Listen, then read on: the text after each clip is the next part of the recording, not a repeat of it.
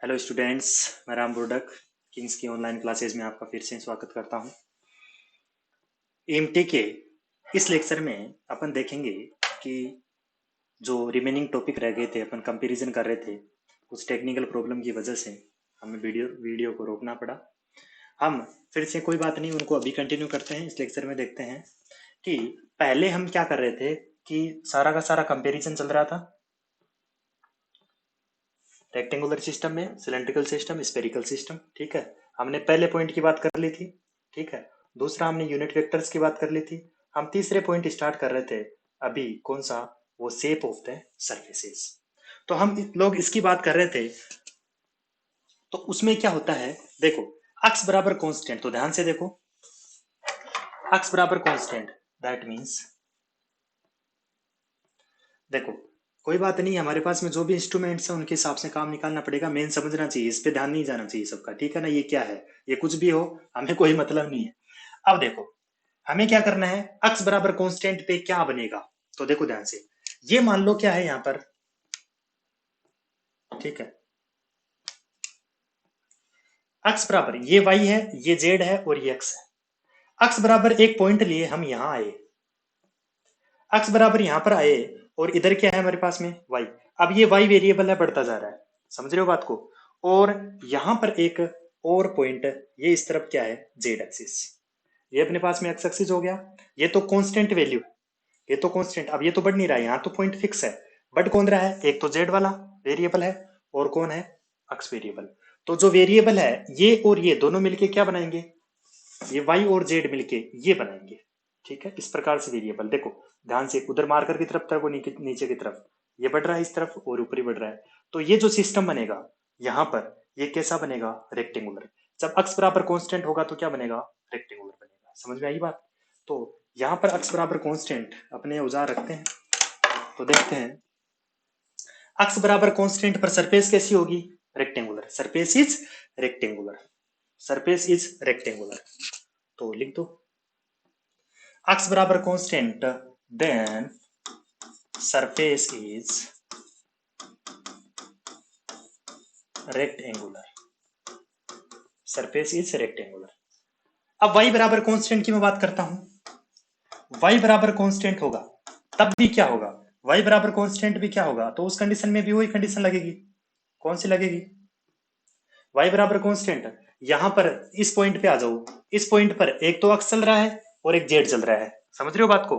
अक्स बराबर इस particular point पर वेरिएबल कौन है? एक तो अक्स वाला वेरिएबल है, और इधर जाओगे तो कौन वेरिएबल है? ये।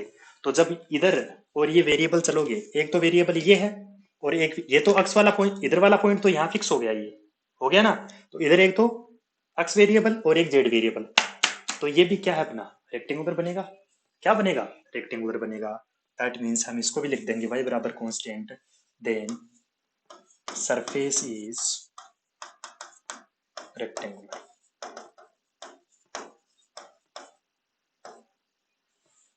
y बराबर constant, surface is rectangular.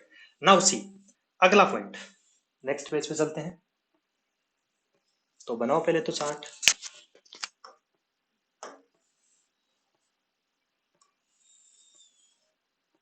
Chart वही चल रहा है, समझ रहे हो ना बात को?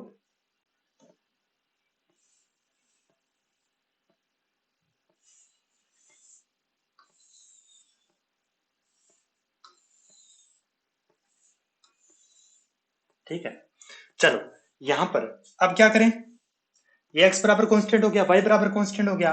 अब मैं किसकी बात करूंगा? z बराबर कांस्टेंट की बात करूंगा। किसकी बात करूंगा? z बराबर कांस्टेंट। z बराबर कांस्टेंट, तो सरफेस इज, अब बताओ ये भी क्या होगा? सरफेस अब भी क्या होगा? z बराबर कांस्टेंट की बात कर लूं तो यानी इस पॉइंट पे, इस पॉइंट पे, यानी कि इस पॉइंट पे यहां पर आके रुक गया, तो इधर y बढ़ रहा है, इधर x बढ़ रहा है, तो फिर भी क्या बनेगा? रेक्टेंगुलर बनेगा। That means surface is, surface is rectangular. Surface भी क्या होगा? रेक्टेंगुलर होगा। चलो नेक्स्ट, अब मैं बात करता हूं इसकी, इसमें कौन सा? रो कोमा फाइव कोमा जेड की बात करेंगे। इसमें किसकी? रो कोमा फाइव कोमा जेड की बात। अब मान लो रो बराबर कांस्टेंट है, अब कौन सी सरफेस बनेगी? तो समझो बात को। रो बराबर कांस्टेंट है, यानी रो लाइन ये है रो। अब ये कांस्टेंट हो गया। देखो एक चीज अभी हमने बात करी क्या, जैसे एक्स वाई और जेड, इसमें से यदि एक वेरिएबल हो गया, सॉरी एक कांस्टेंट हो गया, बाकी दो वेरिएबल है, एक कांस्टेंट और दो ए वेरिएबल होता है तो सरफेस बनता है। समझे मतलब रेक्टेंगुलर सरफेस बनता है। और यदि दो वेरिएबल हो, सॉरी अपने पास में, अब देखो हम देखे थे ना, दो कांस्टेंट एक वेरिएबल होता है तो लाइन बनती है, तीनों कांस्टेंट होते हैं तो पॉइंट बनते हैं। पहले वाले स्टार्टिंग वाले लेक्चर में देखो पीछे जाके मैंने सब बताया, इसलिए वो यहाँ काम आ रहे हैं। समझ रहे हो ना बात को? तो यहाँ पर मैंने क्या कहा, रो कोमा फाइव कोमा जेड की मैं बात करूंगा। रो कोमा फाइव कोमा जेड, यदि एक कांस्टेंट है तो दो मतलब अंडरस्टूड है क्या है, वेरिएबल है। अब भाई कांस्टेंट की तो वैल्यू दे दी, ये कांस्टेंट है तो बाकी दो क्या हो जाएंगे, वेरिएबल। अब एक कांस्टेंट दो वेरिएबल, तो यदि रो कांस्टेंट हो गया तो फाइव और जेड क्या है, वेरिएबल। अब उनको वेरिएबल करते हुए, उनको चेंज करते हुए आप सरफेस बनाओ और जो बनता है वही लिख दो। अब हमें क्या करना, देखो ध्यान से देखना इस बात को। यदि क्या करना है, ये थोड़ा समझाना भी थोड़ा सा डिफिकल्ट रहता है, इसलिए थोड़ा सा आप पेशेंस रखो। मैं कोशिश कर रहा हूँ कि आपको 3D में समझने की, आपको पूरी तरह से समझाने की कोशिश करें, लेकिन आप लोग भी पेशेंस रखो और इस पे ध्यान रखो। क्योंकि अब यार है ही ऐसा, तो मैं क्या करूं, अब आपको 2D में 3D में इसको यहाँ वॉल्यूम दिखाऊं तो आपको इमेजिन तो करना पड़ेगा ना यार। फिर भी कर रहा हूं मैं, इन तरह के इंस्ट्रूमेंट को काम में लेके काम ले रहा हूँ, तो वो फिर भी आप थोड़ा सा कोऑपरेट करो यार, ठीक है ना? चलो कोई ना, हाँ चलो, ये है अपने पास में रो। अब रो कांस्टेंट हो गया, चलो ये तो कांस्टेंट हो गया, लेकिन अब वेरिएबल कौन है, एक तो फाइव और एक कौन है, जेड। फाइव और जेड, तो देखो ध्यान से ले आओ इसको, चलो इसको मत ले आओ, इससे समझो ये क्या है। ये आपके पास में जो अक्स है, ये रो है, और ये एंगल फाई है, ये एंगल फाई है, यहां वाला एंगल फाई है। तो एक तो ये अपने पास में कौन सा हो गया, ये अपने एक्स एक्सिस हो गया। ये अपने पास में कौन सा हो गया, ये एक्सिस हो गया। वो कहां गया,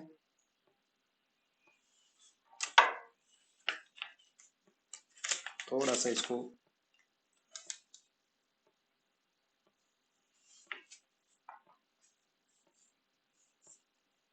थोड़ा इसको ध्यान से देखो भैया।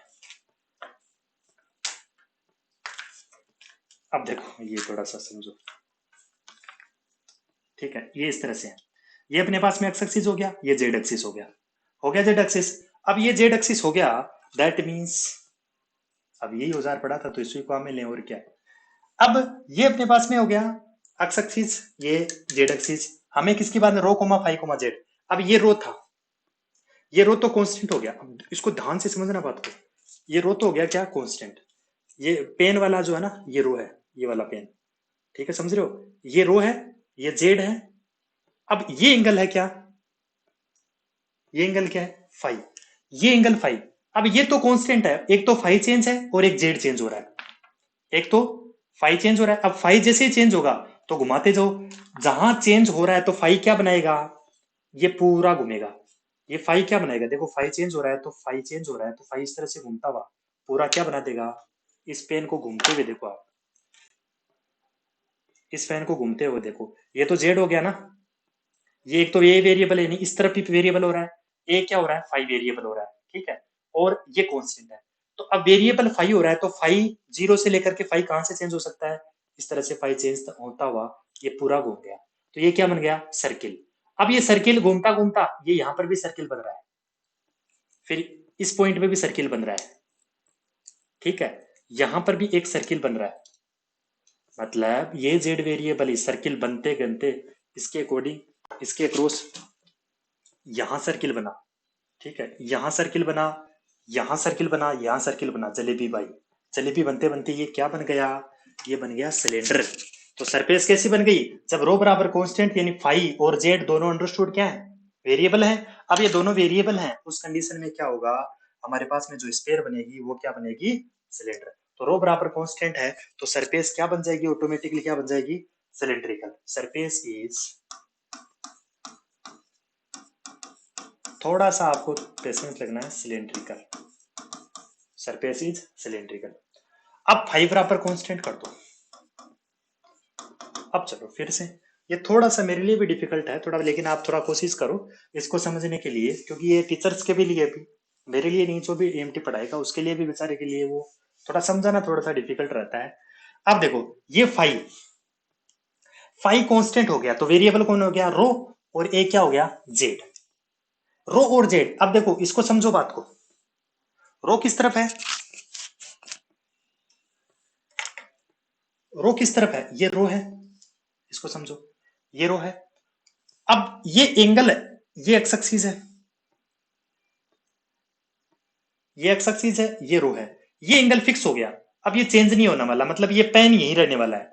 ये पेन ये इस तरफ बढ़ रहा है, यानी ये इस तरफ बढ़ रहा है, ये इस तरफ बढ़ता है, ये फिर जेड इस तरफ बढ़ रहा है, यानी दो वेरिएबल है, एक इस तरफ बढ़ रहा है और एक इस तरफ बढ़ रहा है, तो ये एक क्या बन जाएगा, ये एक इस प्रकार से क्या बन जाएगा, रेक्टेंगुलर बन जाएगा ना, इस तरह से क्या बन जाएगा, रेक्टेंगुलर बन जाएगा। तो जब फाइव बराबर कांस्टेंट होगा तो surface is rectangular, surface is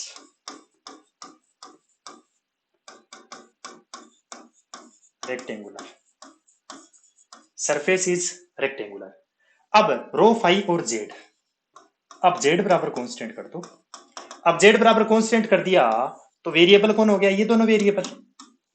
अब यानी फाइव को भी वेरिएबल करना है और रो को भी वेरिएबल करना है, तो बताओ, थोड़ा इमेजिन करो, ये जेड बराबर कांस्टेंट हो गया।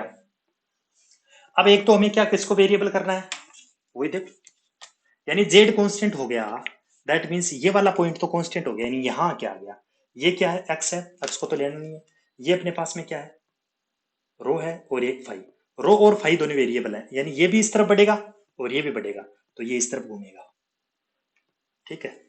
तो ये इस तरह से घूम के क्या बना देंगे, सर्कुलर बनाएंगे, नहीं बनाएंगे। अब जेड तो घूमेगा नहीं, तो वरना तो सिलेंडर बन जाता। अरे भाई, यदि मेरे पास में ये है पेन, ये जेड एक्सिस है, यहां पर एक सर्कुलर बनेगा इस तरह से, ये एंगल फाइव है, अब फाइव और रो चेंज है तो दोनों ये इस तरह से घूमेंगे, तो क्या बना देंगे, सर्कुलर। अब जेड वेरिएबल होता तो जेड के अक्रॉस यहां पर भी सर्कुलर बनता, यहां पर भी बनता, तो ये पूरा एक सर्किल, दो सर्किल, तीन सर्किल, इस तरह से ये करके करते करते क्या सिलेंडर बन जाता।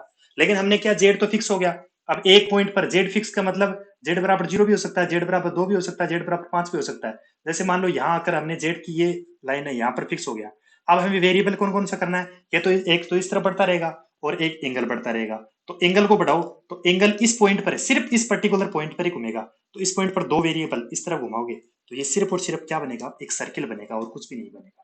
इस पॉइंट पर ऐसे, इस पॉइंट पर घुमाओ बस, तो ये क्या बनेगा, एक ये मार्कर इस तरफ से घूम के एक सर्किल बनाएगा, तो surface is spherical, sorry circular, Z बराबर कांस्टेंट, सरफेस इज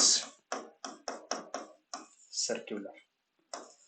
अब देखो ऐसा नहीं है कि आप लोगों को समझ में नहीं आएगा, समझ में सारा आ रहा होगा जिसने पहली क्लास से लिया होगा। अब ये बात जरूर है कि आपने पहली क्लास नहीं ली, आज ये क्लास देख रहे हो तो आपको बिल्कुल कुछ भी समझ में नहीं आएगा, थोड़ा बहुत भी कि जुगाड़ देख ले कोई मतलब नहीं है, बोर हो जाओगे। लेकिन स्टार्टिंग वाले जो भी 4-5 घंटे क्लास हो गई है उनको आप देखिए, फिर हम यहाँ पर तक पहुंचे, क्योंकि हमने भी एक एक चीज को आराम से देखते हुए यहाँ तक पहुंचे। अब देखो रो बराबर कांस्टेंट फाइव ये हो गया, यहाँ आओ, अब इसमें, इसमें क्यों R comma theta comma phi, तो सबसे पहले आर को कांस्टेंट कर दो, आपको कांस्टेंट करना है, थीटा और फाइव को वेरिएबल करना है। चलो भाई थीटा और फाइव को वेरिएबल करो, ये एक तो थीटा और एक आर तो कांस्टेंट हो गया, थीटा और फाइव को वेरिएबल। तो देखो ये एक्सिस हो गया, यहां पर एक तो थीटा है, थीटा को वेरिएबल करना है, ये एक्सिस है, ठीक है। ये पॉइंट इस तरफ यहां मान लो, ये कौन है, थोड़ा सा समझने के हिसाब से ये मान लो यहां पर है कौन, आर, समझ रहे हो बात को। अब ये आर है, थोड़ा सा समझना है इसको, थोड़ा सा ये इजी है, वैसे कोई बात नहीं है। आर बराबर कांस्टेंट है, तो अब ये बनाया था ना मैंने, एक ही चीज रखो, फाइव इजी वे में, फाइव और थीटा दोनों चेंज हो रहे हैं ना, तो स्पेयर बनेगा, क्योंकि एक तो इस तरफ ही घूमेगा, ये स्पेयर बन रहा है ना, थीटा और फाइव दोनों वेरिएबल है, तो क्या होगा बोलो, ये एक सर्किल है, इसकी रेडियस तो फिक्स है ना, इसकी रेडियस तो फिक्स है, आर फिक्स है, वेरिएबल कौन है, फाइव, तो ये वेरिएबल हो गया और एक थीटा वेरिएबल हो गया, तो दोनों मिलके क्या बना देंगे, स्पेयर। जब आर कांस्टेंट होगा तो सरफेस क्या होगी, स्फेरिकल। सरफेस क्या होगी, स्फेरिकल। यहाँ आपको कोई नहीं पूछेगा वहां बनाओ कैसे, लेकिन आर बराबर कांस्टेंट ये पूछ सकता है कि सरफेस कैसी होगी, तो सरफेस इज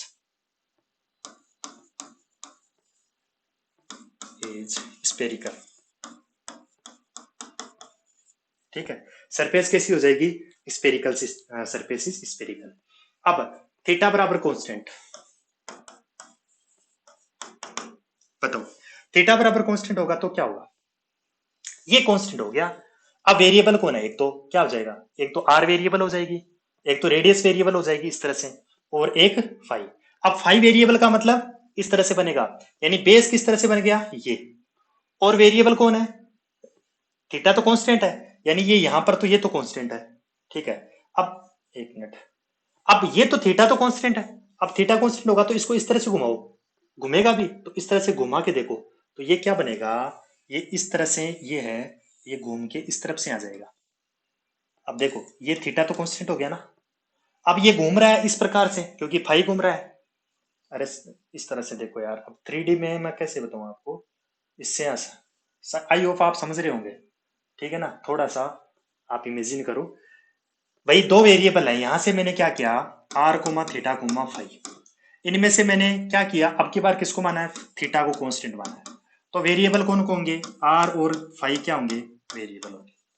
आर और फाइव जब भी वेरिएबल हो गए, अब आर और फाइव का वेरिएबल होने का मतलब क्या हो गया, देखो भैया, आर और फाइव वेरिएबल हो गया, तो एक तो ये वेरिएबल हो गया, और एक फाइव, फाइव का मतलब इस तरह से तो घूमेगा ही घूमेगा ये, भाई फाइव का मानो ऐसे घुमाएगा और थीटा का मानो ऐसे घुमाएगा।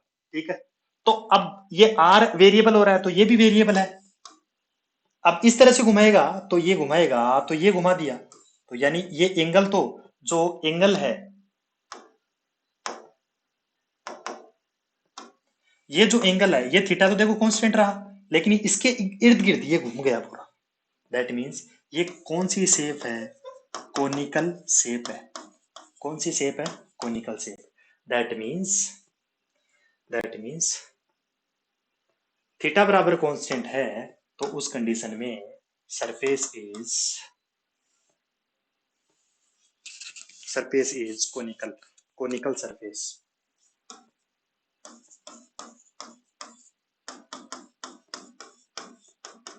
कोनिकल, अरे कोनिकल का मतलब वो सोपटी होती है ना उस हिसाब की, जो अपन ने बचपन में खाते थे, कोनिकल सरफेस।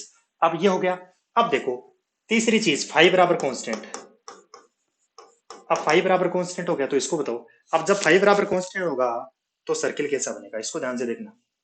फाइव बराबर कांस्टेंट है, ये तो कांस्टेंट है, अब आर और थीटा की बात करनी है, अब एक आर का मतलब ये भी वेरिएबल होगा, अब वेरिएबल होगा दैट मीन्स देखो, थीटा मतलब वेरिएबल इस प्रकार से, और आर मतलब इसकी रेडियस चेंज होगी। अब इसको समझो बात को, ये ऐसे करके ये यहां तक आ गया, ये, ठीक है, अब ये आ गया, इसका मतलब ये क्या बना,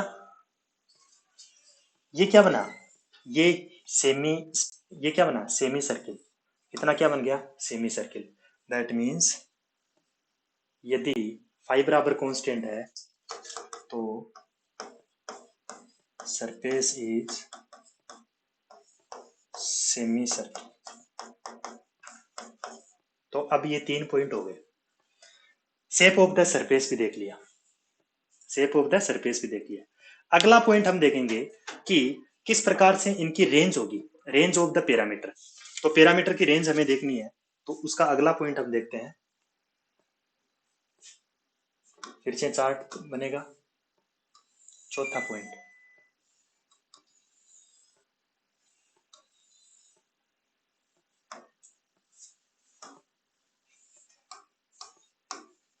रेंज ऑफ द पैरामीटर।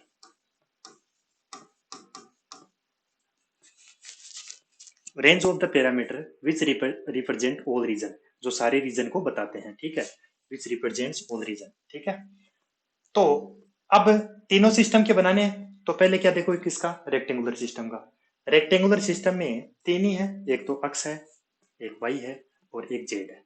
उनकी रेंज बतानी है कि अक्स कहां से कहां तक जा सकता है, तो वही सिस्टम देखो कहां बना हुआ है, अब सिस्टम देखो, रेक्टेंगुलर सिस्टम में एक्स वाई जेड, ये एक्स एक्सिस, ये वाई एक्सिस और जेड एक्सिस। अब मुझे बताओ कि एक्स कहां से कहां तक जा सकता है। ये इधर एक्स एक्सिस होगा और इस ओरिजिन के उस तरफ क्या है, माइनस एक्स एक्सिस, ठीक है। तो ये अक्स है, नेगेटिव से वहां से चला आ रहा होगा। तो अक्स कहां से चला आ रहा है, माइनस इन्फिनिटी से। ये आगे बढ़ता बढ़ता कहां तक जा सकता है, इन्फिनिटी तक। यानी अक्स की रेंज क्या हो जाएगी, माइनस इन्फिनिटी से इन्फिनिटी। वही बात वाई पे लागू होती है। अब वाई यहाँ है, यानी कि वाई एक्सिस यहाँ है। अब वाई यहाँ है तो इस तरफ जा रहा है, कहीं पर पीछे से भी आ रहा है नेगेटिव से एक्सिस से, ये तो ओरिजिन है। दैट मीन्स वाई की रेंज भी कहाँ से कहाँ तक हो जाएगी, पीछे की तरफ चला आ रहा है तो वाई की रेंज भी माइनस इन्फिनिटी से इन्फिनिटी तक। वो का वो केस किस में लगेगा, जेड नेगेटिव जेड एक्सिस से कहाँ तक जाएगा, पॉजिटिव जेड एक्सिस से। वैल्यू कहाँ से, नेगेटिव माइनस इन्फिनिटी से प्लस इन्फिनिटी तक, ठीक है। तो ये रेंज लिख दो अभी यहाँ पे। तो रेंज, एक्स की रेंज कहाँ से होंगी, पहले हम किस में लिखेंगे, रेक्टेंगुलर सिस्टम में, माइनस इन्फिनिटी से इन्फिनिटी तक। वाई की हमने देखी, उसके भी माइनस इन्फिनिटी से इन्फिनिटी तक। और जेड की भी हमने देख ली, माइनस इन्फिनिटी से इन्फिनिटी तक, ठीक है। अब देखो नेक्स्ट, दूसरा सिस्टम कौन सा है, सिलेंड्रिकल सिस्टम। सिलेंड्रिकल सिस्टम किसमें, रो कोमा फाई कोमा जेड, रो कोमा फाई कोमा जेड। एक तो हमें रो की रेंज देखनी है कहाँ तक है, फाई की रेंज देखनी है कहाँ तक है, और जेड की रेंज देखनी है कहाँ तक है। तो देखो रो, अब ये रो लाइन है कहाँ से स्टार्ट है, ये रो line radius of the circle.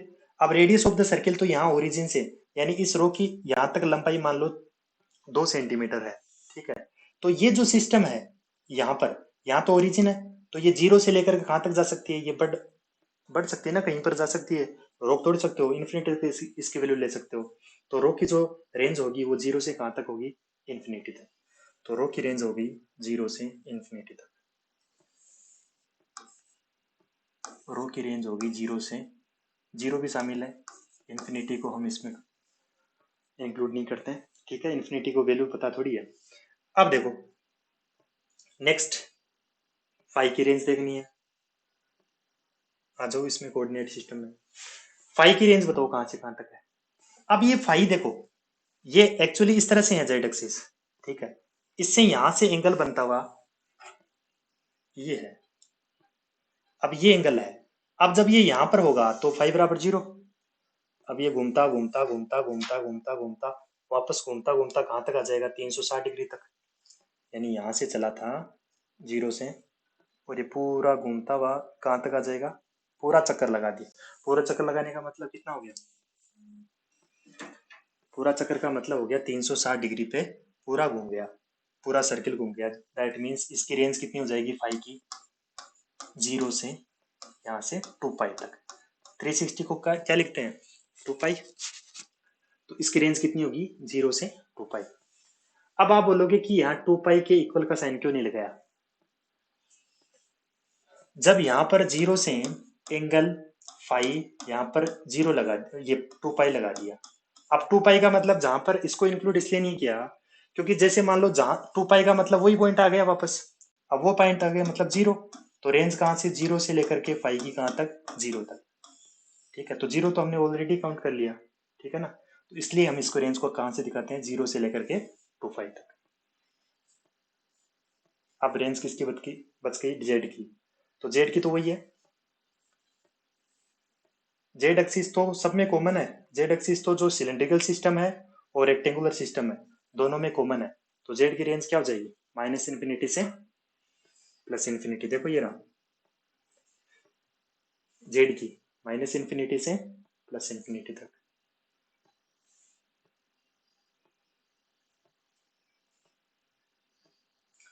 तो जेड की जो रेंज है वो माइनस इन्फिनिटी से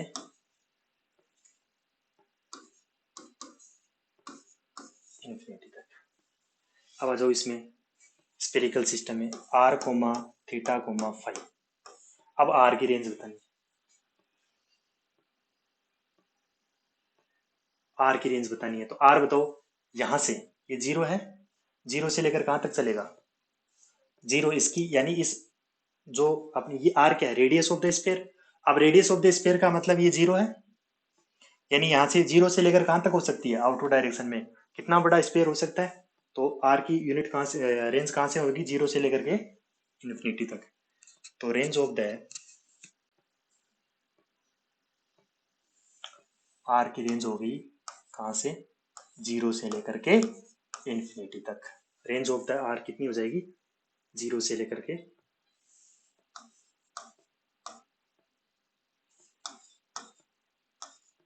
इन्फिनिटी तक। बस लास्ट देखो इसमें,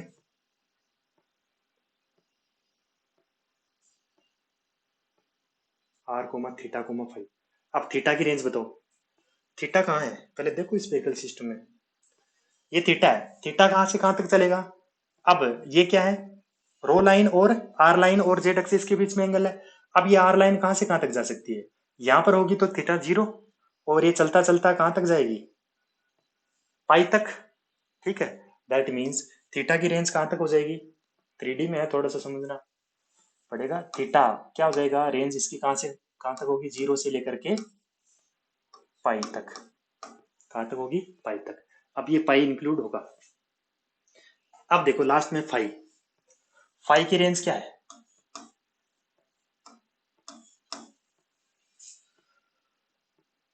फाई की रेंज, वही फाई की रेंज कहां से कहां तक होगी? वही फाई की रेंज, फाई की रेंज तो वही होगी जो पहले थी।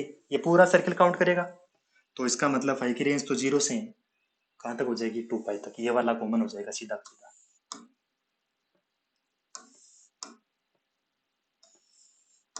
तो 0 से 2 पाई तक।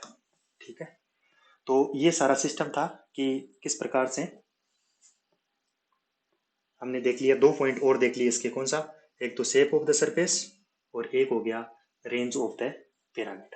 ठीक है, तो अब हम नेक्स्ट क्लास में देखेंगे कि इसका क्या डिफरेंशियल फैक्टर, जो डिफरेंशियल लेंथ होती है, यानी कि रेक्टेंगुलर में, यानी dx, जैसे अक्स वाई जेड, अक्स वाई और जेड रेक्टेंगुलर सिस्टम में यही तो होते हैं, अक्स वाई जेड। इनके डिफरेंशियल क्या होते हैं? डिफरेंशियल लेंथ dx, dy और dz। ठीक है, और इसी प्रकार से यहाँ पर अगला जो सिलेंड्रिकल सिस्टम है, उसमें जो पैरामीटर हैं रो कोमा फाई कोमा जेड, तो उनके डिफरेंशियल फैक्टर क्या होंगे? फिर हम उनकी लेंथ देखेंगे, डिफरेंशियल लेंथ हो गई। फिर हम देखेंगे डिफरेंशियल लेंथ वेक्टर, और फिर सरफेस लेंथ वेक्टर, और फिर हम देखेंगे वॉल्यूम वेक्टर। ठीक है, 3 पॉइंट होने के बाद में हम पढ़ेंगे इसे आगे। तो बाकी का देखते हैं नेक्स्ट क्लास में। Thank you.